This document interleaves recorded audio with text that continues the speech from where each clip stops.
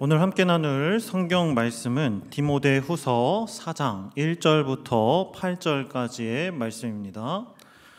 디모데후서 4장 1절부터 8절까지의 말씀입니다. 신약성경 디모데후서 4장 1절부터 8절까지의 말씀을 제가 봉독하겠습니다. 하나님 앞과 살아있는 자와 죽은 자를 심판하실 그리스도 예수 앞에서 그가 나타나실 것과 그의 나라를 두고 엄히 명하노니 너는 말씀을 전파하라. 때를 얻든지 못 얻든지 항상 힘쓰라.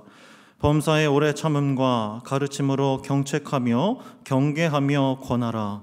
때가 이르리니 사람이 바른 교훈을 받지 아니하며 귀가 가려워서 자기의 사역을 따를 스승을 많이 두고 또 그 귀를 진리에서 돌이켜 허탄한 이야기를 따르리라. 그러나 너는 모든 일에 신중하여 고난을 받으며 전도자의 일을 하며 내 직무를 다하라. 전제와 같이 내가 벌써 부어지고 나의 떠날 시각이 가까웠도다. 나는 선한 싸움을 싸우고 나의 달려갈 길을 마치고 믿음을 지켰으니 이제 후로는 나를 위하여 의의 면류관이 예비되었으므로 주 곧 의로우신 재판장이 그날에 내게 주실 것이며 내게만 아니라 주의 나타나심을 사모하는 모든 자에게도니라. 아멘. 지난 시간 저는 천국은 마치라는 제목으로 예수 그리스도의 십자가 대속의 죽음과 죽음을 이기시고 부활하심으로 이 땅 가운데 이미 이루어진 천국, 하나님 나라에 관한 말씀을 전했습니다. 그리고 이미 임한 하나님 나라를 발견한 그리스도인들에게 나타나는 반응 세 가지를 함께 살펴봤습니다. 오늘 말씀과 연결되는 주제이기 때문에 다시 한번 짤막하게 살펴보고 넘어가겠습니다. 그 첫 번째 반응이 무엇이었습니까? 자신이 발견한 하나님 나라가 너무 소중하고 값진 것을 깨달아 그것을 얻고 지키기 위해서 자신의 모든 전 재산을 팔아 발견한 천국을 사고 지키는 모습이었습니다. 예를 들어서 우리의 가정이 주님이 함께 하시는 하나님 나라임을 깨달은 성도는 그 하나님 나라를 지키기 위해서 수고하고 그 어떤 희생도 감수하는 것처럼 말입니다. 두 번째 반응은 값진 진주를 발견하여 전 재산을 들여 진주를 사는 상인처럼 이 땅에 임한 하나님 나라를 확장시키는 모습이었습니다. 이 모습이 하나님 나라를 확장시키는 모습인 이유는 좋은 진주로 비유되는 천국은 이미 임한 천국을 발견한 사람만이 알아볼 수 있기 때문입니다. 자신이 찾는 진주가 좋은 진주인지 가짜 진주인지 알 수 있는 안목이 바로 그 증거입니다. 예를 들어서 우리가 얻은 하나님 나라의 기쁨과 평안과 사랑과 행복을 가정 안에서만 누리고 있었다고 한다면 이제는 하나님과 동행하는 그 어디나 하나님 나라가 될 수 있도록 계속해서 하나님 나라를 발견하고 확장시키기 위해 노력하는 것입니다. 그래서 저는 제가 속한 유년부 공동체 선생님들과 함께 아이들을 섬기기 위해 또 모여 회의할 때나 청년 리더들과 모여 회의하고 교육할 때 그리고 성도님들과 식사 교제를 할 때나 그 시간이 그리고 함께하는 모든 공동체가 주님이 함께 하심으로 누릴 수 있는 하나님 나라의 기쁨과 평안이 가득한 시간, 또 하나님 나라를 지킬 수 있는 그런 공동체가 되게 해달라고 항상 함께 기도합니다.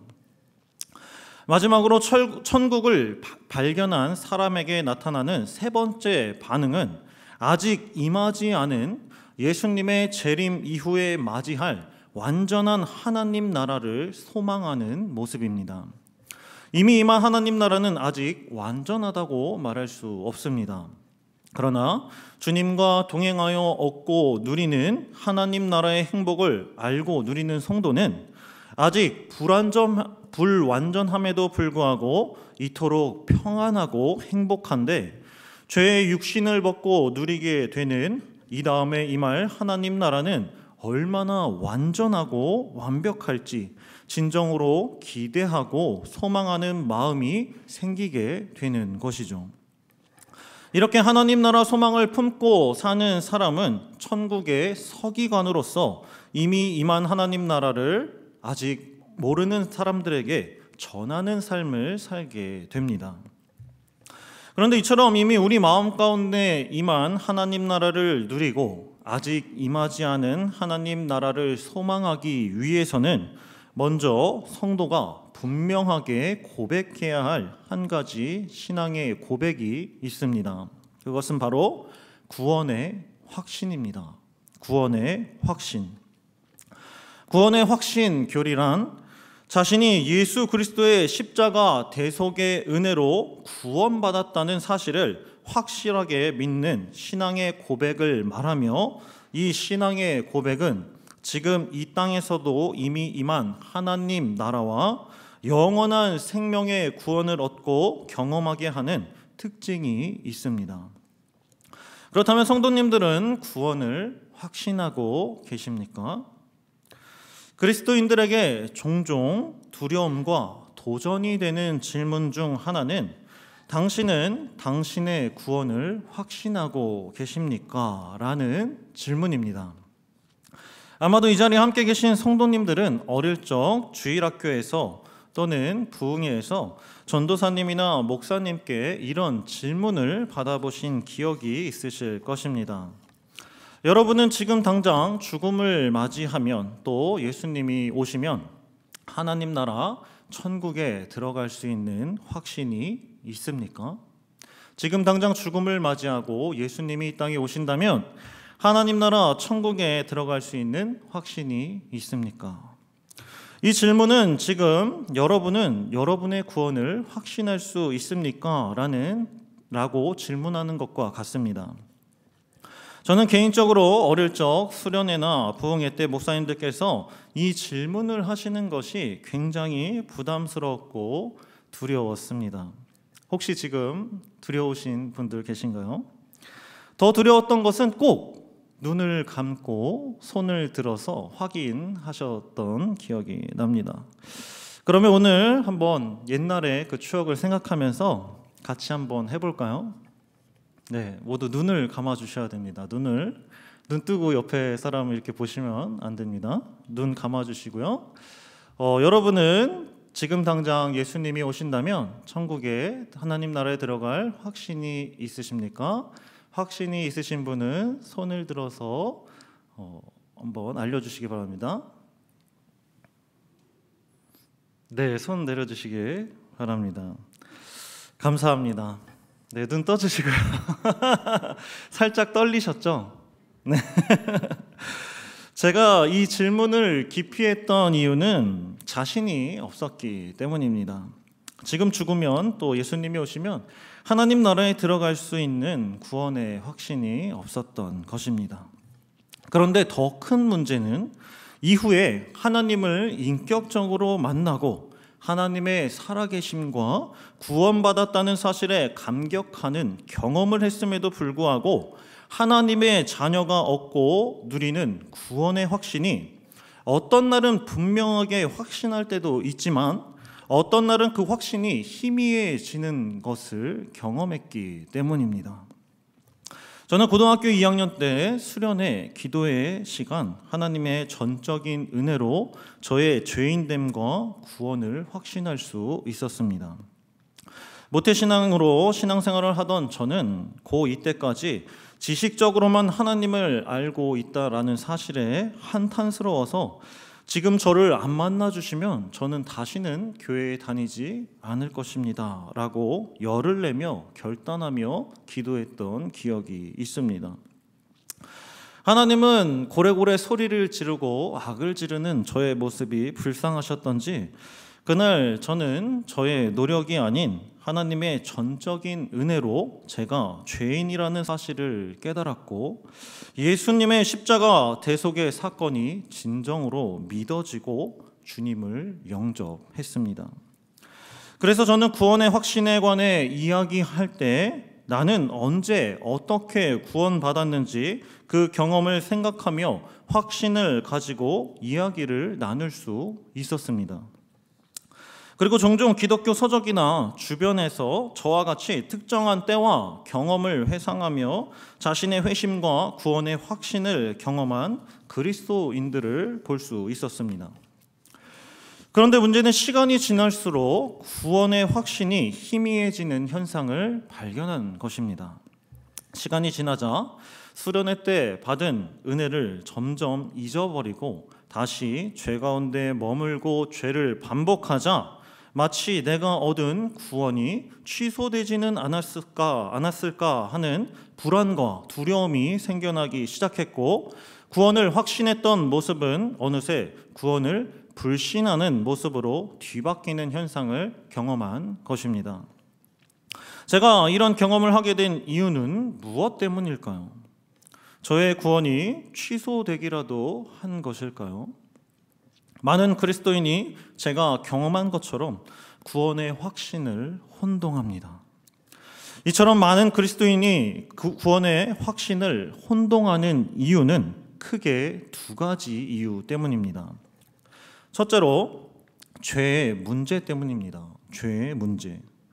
미국의 신학자인 로버트 찰스 스프롤 박사는 구원의 확신은 구원의 맹신과는 다르다라고 말했습니다.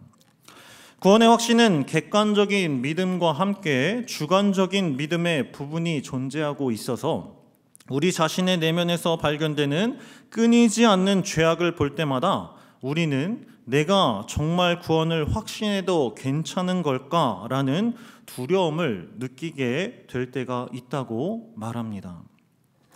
많은 그리스도인이 하나님을 인격적으로 만나고 거듭나 구원의 감격을 경험하게 되지만 지속적인 경건 생활이 유지되지 않고 믿음이 자라지 않으면 죄 가운데 구원의 확신을 혼동하게 되는 것입니다. 둘째로 구원을 얻은 것과 구원을 확신하는 것을 혼동했기 때문입니다. 구원을 얻은 것과 구원을 확신하게 되는 것은 별개라는 것입니다. 이 문제를 쉽게 이해하기 위해 한 가지 예화를 들어 설명하겠습니다. 강에 빠진 사람이 급류에 떠밀려 가다가 강 위로 뻗어져 나온 나뭇가지를 발견했습니다. 그래서 그것을 잽싸게 붙들고 온 힘을 다해 매달렸습니다. 강에 빠진 남자는 다른 방법이 없으므로 그 나뭇가지에 자신의 목숨을 걸었습니다. 그리고 끝내 물가 밖으로 안전하게 나올 수 있었습니다. 여기서 중요한 것은 그는 위험에서 완전히 벗어나기 전까지 온갖 공경과 두려움이 마음에서 떠나지 않았다라는 것입니다. 계속해서 불안한 상태에 있었던 것이죠. 그러나 그가 나뭇가지를 발견하고 잡았을 때 우리는 그가 이미 안전한 상태인 것을 확인할 수 있습니다. 그리스도인의 경우도 마찬가지입니다. 믿음은 구원의 유일한 길이신 예수 그리스도를 발견하는 것이며 전심으로 그분을 붙잡는 것입니다. 성도는 그리스도를 구주로 믿으며 그분의 중보 사역을 통해 구원을 얻기 위해 자신을 예수 그리스도께 맡깁니다. 그럴 때 하나님은 그리스도의 의를 그에게 전가해 주시고 그는 현재적으로 확신과 안정을 얻지는 못하지만 하늘 법정에서는 의롭다는 선고를 받게 되는 것입니다. 구원의 확신과 안정은 칭의의 결과와 결실로서 나중에 주어지는 것입니다. 믿음이 우리 영혼에 깊게 뿌리 내리고 자라 열매 맺는 결실로 우리는 구원을 확신하게 된다는 것입니다. 즉 하나님께서 의롭다 여겨주시고 하나님께 받아들여진 성도도 자신의 안전을 확신하지 못할 수 있다라는 말입니다. 그렇다고 구원이 취소된 것은 결코 아닙니다. 가장 연약한 믿음을 가진 사람도 그 믿음이 참되다면 가장 강한 믿음을 가진 사람과 마찬가지로 구원받을 수 있음을 깨닫게 하는 것이죠. 그리고 이 깨달음은 구원의 확신은 감히 한낱 인간의 경험으로 일반화할 수 있는 영역이 아니라는 것을 우리에게 확실하게 알려줍니다. 실제로 제가 섬기고 있는 제1청년부에서 청년들과 거듭남과 구원의 확신에 관해서 함께 공부하고 토론하면서 저는 우리 모두의 구원에 얻은 경험이 동일하지 않고 하나님이 각각 다른 방법과 은혜 가운데 우리 삶 속에 임하시고 거하신다라는 사실을 확인할 수 있었습니다. 어떤 이들은 사울이 다메섹 도상에서 하나님을 만난 것처럼, 어떤 이들은 도마가 예수님의 못자국 난 손을 만져보고 나서야 믿었던 것처럼, 어떤 이들은 주님을 따라다니며 함께 먹고 마시며 자기도 모르게 주님을 알게 된 것처럼, 어떤 이들은 자신의 죄와 질병의 문제를 가지고 씨름하고 주님을 찾다가 알게 된 것처럼 모두가 특정하고 일정한 모습으로 거듭나고 구원을 확신하게 되는 것이 아니란 것을 깨닫게 되었습니다. 종종 이단들이나 구원의 확신에 대해 모호한 개념을 가진 사람들이 마치 구원과 구원의 확신이 자신들만 경험하고 누리는 고유물처럼 여기고 전할 때가 있음을 우리는 볼 수 있습니다.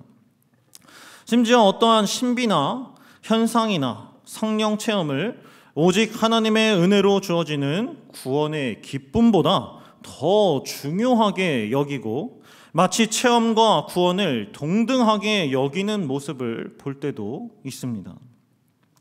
저 역시도 그리고 많은 성도님들도 성령의 체험과 기적을 따라 그것이 전부인 것처럼 신앙생활하던 구원의 서정의 시간들이 있었다라는 것을 되돌아보면 기억하실 수 있으실 것입니다. 이러한 모습은 성화로 이어지는 성도의 구원 여정 중에 성도가 겪게 되는 여러 믿음의 과정 중 하나였다라고 말할 수 있습니다. 구원과 구원의 확신은 신비한 체험과 성령의 은사와는 별개의 것이고 비교 불가한 주제인 것입니다. 따라서 구원의 확신을 경험한 그리스도인들은 자신의 경험을 일반화해서도 안 되고 그것으로 신앙의 믿음의 잣대로 삼고 다른 성도에게 강요해서는 더욱 안 됩니다. 우리는 상대방의 구원의 확신이 없다, 자신이 없다고 말할지라도 그의 믿음을 자신보다 하등하게 여기거나 구원받지 못했다고 여길 자격이 없습니다. 따라서 하나님의 예정과 선택, 무조건적인 은혜로 받는 구원 앞에서 우리는 판단하기보다 늘 낮고 겸손한 모습을 가져야 합니다. 구원은 얻었지만 구원은 확신하지 못할 수 있다는 것을 꼭 기억하시길 바랍니다. 혹시 예수 그리스도를 믿음으로 영접하고 구원을 얻었지만 구원을 확신하는 마음이 지금 희미해졌거나 확신을 잃어버린 성도님들이 계셨다면 마음의 위안을 얻으시길 소망합니다. 구원받은 것과 확신하는 것은 별개의 일입니다. 그렇다면 우리는 이제 구원의 확신을 소홀하게 생각해도 되는 것일까요? 아닙니다. 그런데도 성경은 우리에게 구원을 확신해야 한다고 말합니다. 앞서 서두에서 밝혔다시피 확신에 관한 교리가 바르게 확립되어 있지 않거나 모호하면 우리는 이미 구원받았지만 구원받은 사람이 누릴 수 있는 하나님 나라를 보다 불완전하게 누리며 계속해서 자신의 구원에 관한 문제를 놓고 불안과 걱정, 염려 가운데 살아가야 하기 때문입니다. 그리고 하나님은 우리 모두를 믿음이 성숙한 구원의 확신을 누리고 전하는 자들로 만들어 가시길 소망하고 계신다는 점에서 우리는 구원을 확신하고 소망하는 삶을 살아야 함이 마땅한 것입니다. 미국의 철학자인 달라스 윌라드는 이러한 문제점을 인지하고 우리는 기독교의 구원 개념을 철저하게 다시 생각해 봐야 한다라고 주장했습니다. 따라서 이 시간 우리는 구원을 분명하게 확신하는 바울의 모습을 담고 있는 본문을 통해 성숙한 믿음과 칭의의 결실로 구원을 확신하는 성도는 어떤 모습의 삶을 살아가는지 함께 생각해 보도록 하겠습니다. 디모데후서 4장 7절과 8절 말씀은 자신의 죽음을 예견한 바울의 유언적 신앙 고백과 승리의 선언이 기록되어 있습니다. 바울은 자신의 구원을 분명하게 확신하고 있는 것입니다. 7절과 8절 말씀을 우리 함께 한 목소리로 읽겠습니다. 시작. 나는 선한 싸움을 싸우고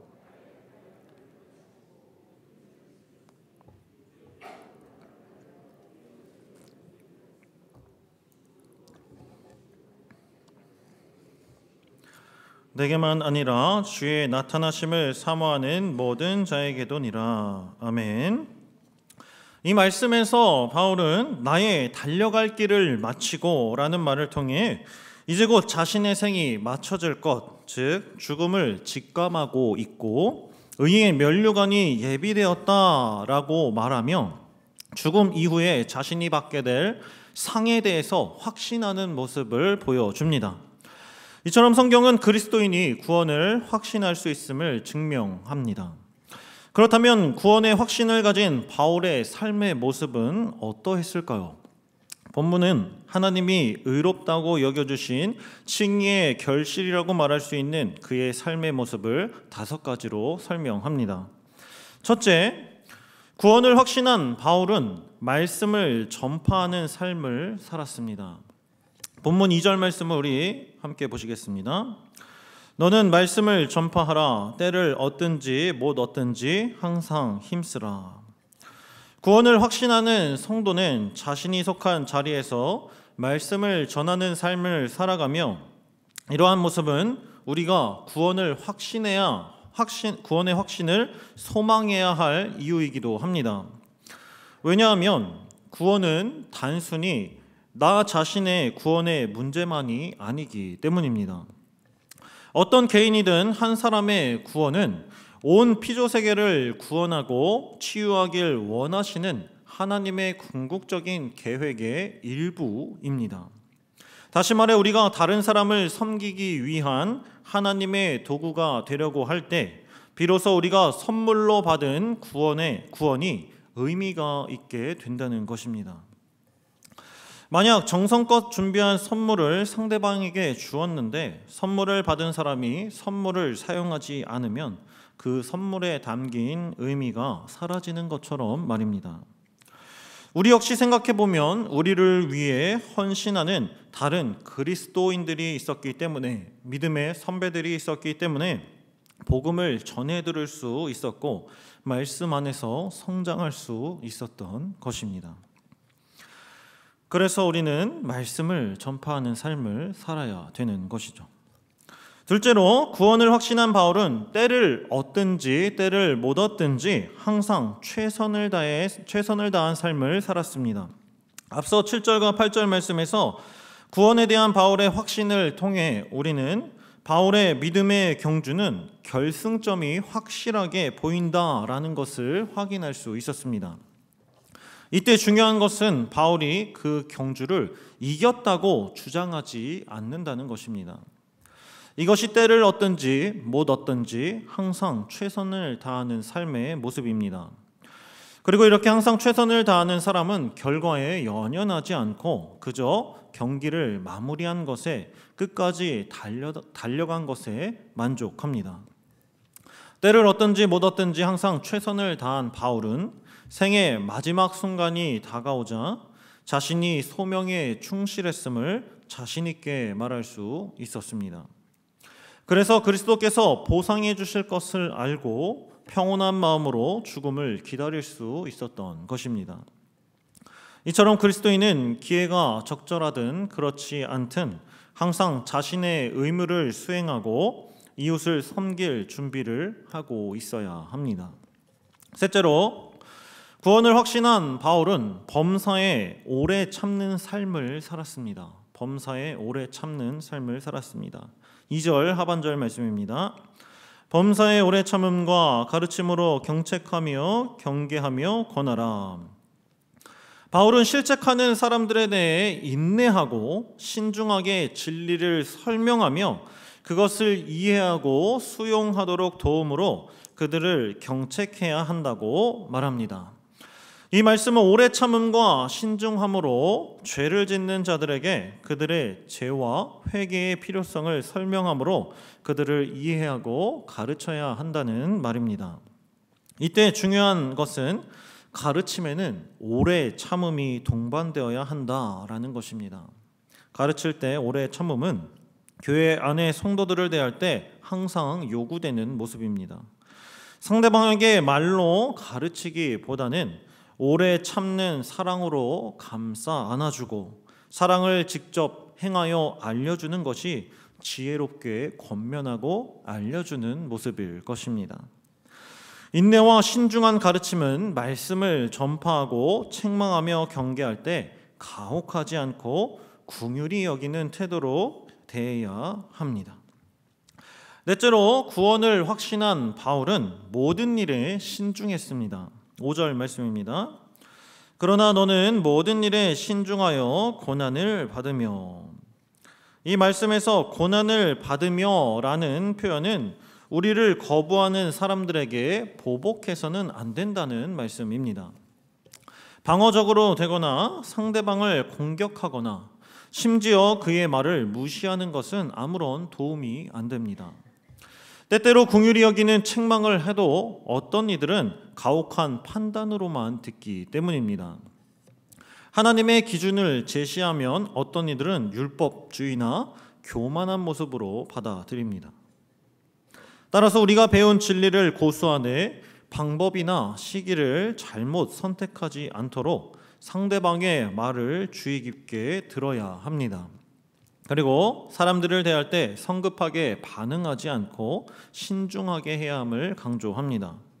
신중하면 유혹에 민감하고 압력에 굴복하지 않으며 책임을 져야 할 때 방심하지 않을 것이기 때문입니다.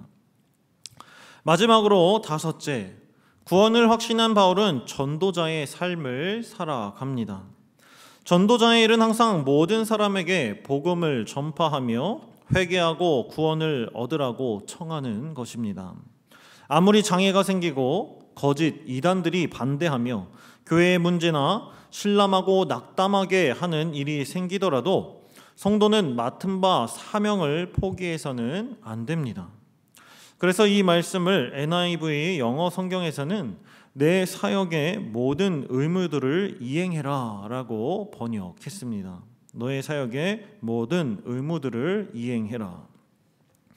지금까지 구원을 확신하는 바울의 모습에서 나타나는 5가지 반응과 특징을 간략하게 살펴봤습니다. 정리하면 구원을 확신하는 그리스도인은 말씀을 전하는 삶을 살고 때를 얻든지 못 얻든지 항상 최선을 다하며 범사에 오래 참고 모든 일에 신중함으로 또 전도자의 삶을 살아가는 사람입니다. 사랑하는 성도 여러분, 우리의 삶의 모습에서 이와 같은 구원의 확신으로 얻어지는 반응과 모습이 있는지 되돌아보시길 소망합니다.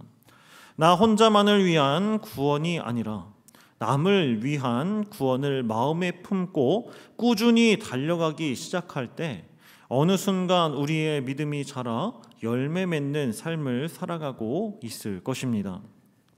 그리고 바울처럼 우리에게 맡겨진 직무를 다 이행하고 우리의 인생이 끝나갈 때 우리는 바울처럼 나는 서는 싸움을 다 싸우고 나의 달려갈 길을 마치고 믿음을 지켰으니 라고 고백할 수 있게 될 것입니다. 그리고 우리가 받게 될 영광스러운 의의 면류관 구원을 확신하게 될 수 있습니다. 앞서 살펴본 바울의 5가지 모습은 사랑하는 영의 아들 디모데에게 권면하는 바울의 가르침이었습니다. 자신이 그렇게 살고 있었기에 자신이 사랑하는 영적인 아들에게 그렇게 하라라고 5가지를 권면하고 가르칠 수 있었던 것이죠. 그리고 오늘 우리에게 동일한 말씀으로 하나님이 만나주신 이유는 바울의 인생처럼 디모데의 인생처럼 우리를 전도자의 삶을 살아가도록 만드시기 위해서입니다. 8절 말씀을 우리 함께 한 목소리로 읽고 말씀을 맺겠습니다. 시작. 내게만 아니라 주의 나타나심을 사모하는 모든 자에게도니라. 아멘.